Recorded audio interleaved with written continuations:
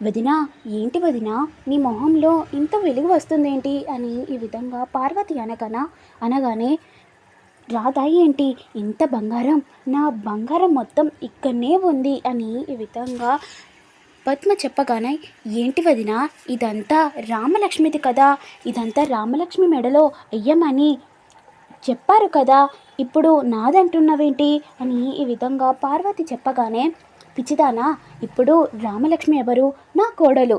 ఇది ఇదంతా నా కోడలే కదా, రేపు ఈ బంగారం అంతా నాకే వస్తుంది కదా. బంగారం ఆ చారు వల్ల పోయినా కానీ ఇప్పుడు రామలక్ష్మి వల్ల ఒకటేసారి బంగారం మొత్తం మళ్ళా నా కళ్ళ ముందట ఉంటుంది. ఇప్పుడు మీ అన్నకు మంది తాగితే ఎంత కిక్కొస్తుందో నాకు ఈ బంగారం చూస్తే అంత కిక్కొస్తుంది అని ఈ విధంగా పద్మ చెప్పగానే, ఓ అట్లొస్తున్నావా, అయితే వదినా నాకొకటి బంగారం ఇవ్వవా అని ఈ విధంగా పారు చెప్పగానే, ఏంటి బంగారమా, సరేలే ఇస్తాను అని ఈ విధంగా చెప్పి వెంటనే పద్మ ఆ బంగారం మీద చేయి పెట్టి వడ్డాలం పడుతుంది. ఏంటి ఈ వడ్డాలం మొత్తం నాకే ఇస్తుందా అని ఈ విధంగా ఆశగా చూస్తుంది. మళ్ళీ పక్కనే ఉన్న ముక్కు పుడక పారుకు ఇస్తుంది. ఏంటి వదినా, అప్పుడు ముక్కు పుడికే ఇప్పుడు కూడా ముక్కు పుడికేనా అని ఈ విధంగా చెప్పగానే, వద్దా, లేదంటే చెప్పు నేను తీసుకుంటాను అని ఈ విధంగా పద్మ చెప్తూ ఉంటుంది. సరేలే ఇదైనా తీసుకుంటాను అని ఈ విధంగా చెప్పి ఇక పారు కూడా ఆ బంగారాన్ని తీసుకుంటూ ఉంటుంది. మరోవైపు రామ చాలా బాధపడుతూ అద్దంలో చూసుకుంటూ ఉంటుంది. ఇగో రామ, నేను బంగారం తెచ్చాను, ఇక పట్టు నీకు వేస్తాను అని ఈ విధంగా పద్మ చెప్పి రామలక్ష్మి మెడలో బంగారం మొత్తం వేస్తూ ఉంటుంది. ఆ వదిన, నేను కూడా హెల్ప్ చేయాలా అని ఈ విధంగా పారు అడగగానే, ఏమి వద్దు ఆనే ఉండు అని ఈ విధంగా పద్మ చెప్తూ ఉంటుంది. ఇక పారు మాత్రం చాలా బాధపడుతూ ఉంటుంది. అప్పుడే జానకి వచ్చి, రామ ఇప్పుడు చూడు నీ మొహంలో ఎంత కళ వచ్చిందో అని ఈ విధంగా చెప్పగానే, ఇప్పుడు మా సీను పక్కన కూర్చుంటే ఇంకా కళ ఉంటుంది వదిన అని ఈ విధంగా పద్మ చెప్తూ ఉంటుంది. అవును, ఇప్పుడు సీనయ్య పక్కన కూర్చుంటే ఇంకా చాలా ఆనందంగా ఉంటాం. ఇప్పుడు నేను సీనయ్యను అప్పుడు అడగకుంటే ఇప్పుడు సీనయ్య ఒప్పుకపోతే నీ మొహంలో ఈ కళ ఉండేది కాదు, మా దాంట్లో ఈ ఆనందం ఉండేది కాదు అని ఈ విధంగా జానకి చెప్తూ ఉంటుంది. మరోవైపు రఘురామ్ చిన్నప్పటి రామశ్రీను జ్ఞాపకం గుర్తు తెచ్చుకుంటూ ఉంటాడు. అందులో రామలక్ష్మి ఏదో గడియారం పలగల కొట్టిందని రామ ఏడుస్తూ ఉంటుంది. అప్పుడు సీను వచ్చి, ఏమైంది రామ, ఎవరు కొట్టారు, ఎందుకు ఏడుస్తున్నావు అని సీను అడుగుతూ ఉంటాడు. బావా, నేను గడియారాన్ని పగలగొట్టాను, ఇప్పుడు నన్ను నాన్న చాలా కొడతాడు బావా అని ఈ విధంగా రామలక్ష్మి చెప్తూ ఉంటుంది. అప్పుడే రఘురామ్ వచ్చి, ఈ గడియారం ఎవరు పగలగొట్టారో, ఇది నాది చిన్నప్పటి నుంచి జ్ఞాపకంగా ఉండేది, ఇది ఎవరు పగలగొట్టారు, రామ నువ్వేనా పగలగొట్టింది అని ఈ విధంగా రఘురామ్ అడుగుతుంటే, లేదు మామయ్య, అది నేనే పగలగొట్టాను, నేను ఆ బొమ్మ కోసం తీస్తుంటే గడియారం పగిలింది మామయ్య అని ఈ విధంగా శ్రీను చెప్తూ ఉంటాడు. అరే, ఎందుకు పగల కొట్టావురా అని ఈ విధంగా రఘురామ్ శ్రీనుని కొడుతూ ఉంటాడు. అప్పుడే జానకి అడుగుతూ ఉంటుంది, ఏమైంది రామ, అప్పటి నుంచి ఏడుస్తున్నావేంటి, నన్ను శ్రీనుని నాన్న కొట్టారు కదమ్మా, శ్రీనుని కొడితే నువ్వెందుకు ఏడుస్తున్నావు, ఆ గడియారాన్ని పగల కొట్టింది నేను, శ్రీను పగల కొట్టిందని చెప్పాడు, ఆ తప్పు చేసింది నేను అమ్మా అని ఈ విధంగా రామలక్ష్మి చెప్తూ ఉంటుంది.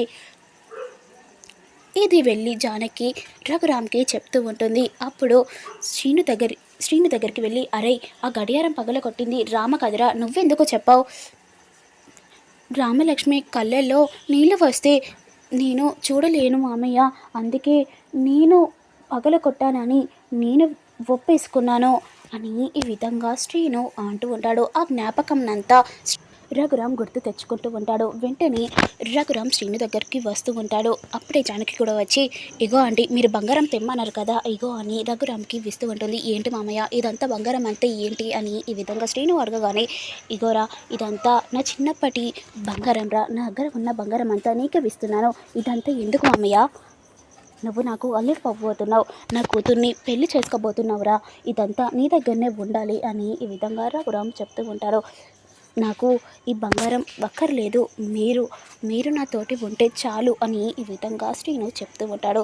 నువ్వు చిన్నప్పటి నుంచి నువ్వు బావైనా కానీ రామలక్ష్మిని ఆట పట్టించడమో ఏడిపించడమో ఒక్కనాడు కూడా చేయలేదురా.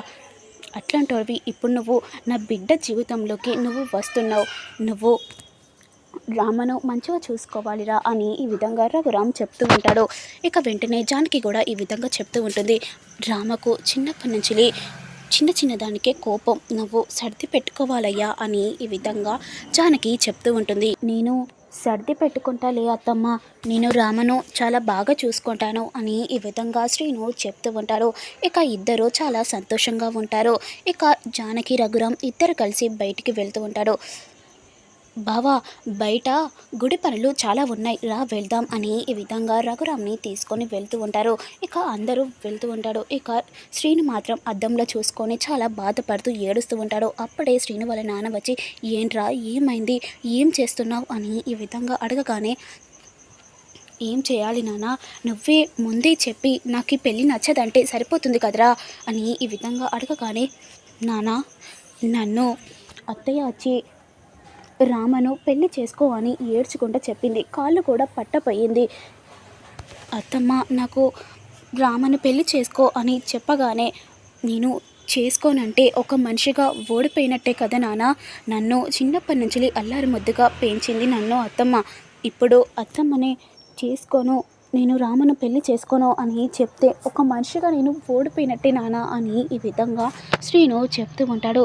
ఇక శ్రీను నాన్నను హక్ చేసుకొని చాలా ఏడుస్తూ ఉంటాడు. ఇక అప్పుడే శ్రీను వాళ్ళ నాన్న ఈ విధంగా మనసులో అనుకుంటూ ఉంటాడు, నేను మీ ప్రేమను ఓడగొట్టనురా, మీ ప్రేమను పడగొట్టను, నేను ఎలాగలా అయినా చేసి ఈ పెళ్ళిని క్యాన్సిల్ చేసేటట్టు చేస్తానురా అని ఈ విధంగా మనసులో అనుకుంటూ ఉంటాడు.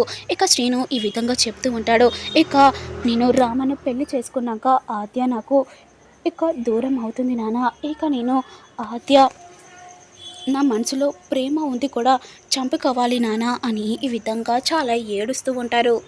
మరోవైపు పారు పద్మను ఈ విధంగా అడుగుతూ ఉంటుంది, ఏంటి వదిన అంత బంగారం పెట్టుకొని రవ్వంతా బంగారం ఇచ్చావేంటి, బంగారం ఏముంది, రేపు ఈ ఇల్లు కూడా నాదే అవుతుంది, ఏంటి వదిన ఇందులో మేము కూడా ఉన్నాం, మాకు కూడా బంగారం ఈ ఆస్తి కూడా మాకే వస్తుంది, నీకొక్కదానికంటే మేమెందుకు ఊకుంటాం,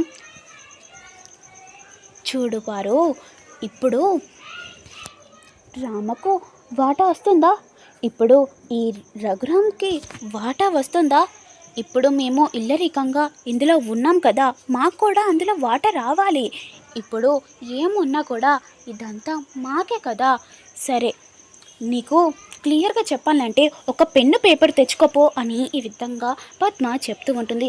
సరే వదిన ఆగు, ఇప్పుడే నేను పెన్ను పేపర్ తీసుకొస్తాను అని ఈ విధంగా పారు చెప్పి వెంటనే పెన్ను పేపర్ పట్టుకొని పద్మకు ఇస్తుంది. ఇక వెంటనే పద్మ కూడా అంతా చెప్తూ ఉంటుంది.